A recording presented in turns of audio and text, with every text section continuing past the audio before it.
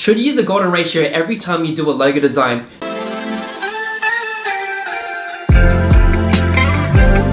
There's so many tutorials out there showing you how to do the golden ratio or the Fibonacci sequence or whatever you call it. But to be honest, you don't need a grid. You don't need to have a guide. Yes, it does help, and it helps you, improve your design. It helps to be balanced and symmetrical and ultimately look better. But at the core of design, focus on the idea, focus on sketching, focus on, creating something that's gonna make the mark or the symbol or whatever you're doing look good and be appropriate for the business you're designing for, that's gonna attract their audience. So you wanna focus on the ideas, don't focus on the golden ratio and getting it perfect. It's okay to, mess around in Illustrator, use shapes, just test things out. Don't focus on trying to get it perfect. You just want to take action and you want to create and explore. That's the fun thing about design. You don't have to focus on the nitty gritty. You just focus on producing and exploring and creating ideas that's going to work for the company or the client that you're working for.